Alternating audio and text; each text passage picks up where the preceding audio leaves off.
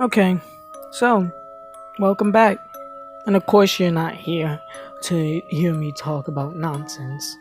You're here to actually be interested in these tapes. Don't worry, I haven't forgot about them, or have I? Just kidding, being stupid again. Well, I'm not gonna stall anymore. I'm actually going to tell you what tape you're on now. You're on my uncle's tape, and I'm not gonna release his name. Of course not. Why would I? Stupid. He's not ever going to hear this tape, nor will anyone tell him about it. And for the grown-ups listening, please don't worry. Everything is fine, I promise. Nothing really happened, but it's still scarring. Even though it's being taken care of, trust me, so give everyone a quick heads up. Anyway, so let's actually get on to why he's here. I remember that same exact night. I remember the whole day, to be honest. We was all just chilling, having fun, doing, what I usually do, which was back in the day on my phone or either on my PlayStation, just chilling. I had my computer at the time, so I was Skyping somebody. Well, a girl, but it doesn't matter. To this day, I trust that girl with my very heart and soul, even to death if I had to. She was there for me when I needed it most, which some people didn't understand. Some people wanted to ruin that for me. When no one cared to bother to text me or anything, much like now, the only reason people text me is asking why the tapes. Why am I doing them? When are they gonna be done? Back then I had no one. Only her. Well, I'm not here to brag about that, but or even talk about it, to be honest. All I know is she was on Skype with me back then. It was about 12 o'clock. I was on Skype, she was about to fall asleep, to be honest. I was just on my laptop, sitting in the dining room, just talking. So, my uncle came. He's in the sala. And before I knew it, he was lighting up something. Be honest, I really still to this day, it was in a pipe, so, and I know it for a fact it wasn't weed, because it smelled like some kind of fucking chlorophene or something. Pretty sure it was like crack or something. But still, I never seen that side of him, and I wish to never see it again. I wish to really never seen his face again. And this is very, very serious. Because I want to know if if he hasn't... This is hard for me to talk. If he didn't come to his senses, what would have happened? What I'm saying is, I don't want to be blunt with it. I want to be mysterious as possible, but there's no way of going around it, is there? So he was just sitting around, doing the weirdest shit.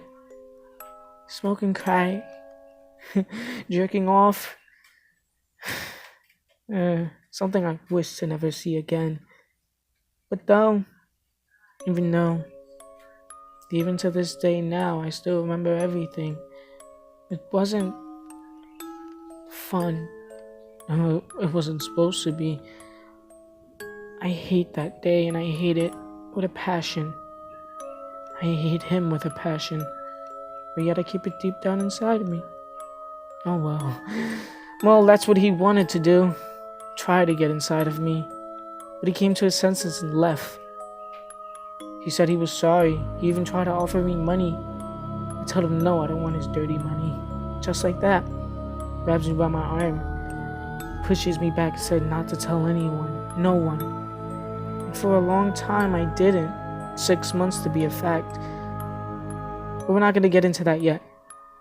The next day he came around 2 o'clock and I had just woken up.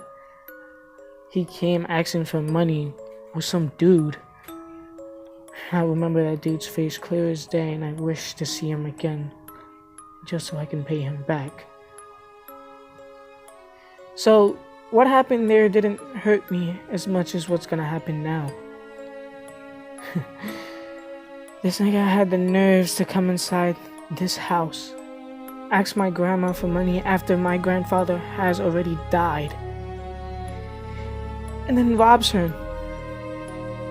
He has the audacity to show his face around this house and has the audacity to say sorry to me. He was hurting her, she was screaming. And I didn't do anything until I saw the way he had her. He had her down, basically on the floor, taking the money from her hand. So what I did is grab a knife, went inside the kitchen, and put it to his throat and told him to leave. Of course he left. But before he left and I opened the door for him and my grandma was screaming for me to come back inside, he lunged at me like if he was gonna attack me, smiling, laughing. And the friend with him, I told him if I ever see him again, that I was gonna kill him. And I mean that with all my love and everything I have left. I mean it full-heartedly. If I ever see that dude again, I will end his life. And that's a promise. It's no threat. It took me 6 months to actually gather up the courage to say something. Isn't that odd? Well, just don't worry about the next person. Don't worry about these tapes. Don't worry about anything. My story will be told little by little, no matter how long it takes. But I'm glad you picked up the courage to listen to this tape, and I'm glad I picked up the courage to say something. But please don't worry about me. I'm fine now. I know how to protect myself. Trust me.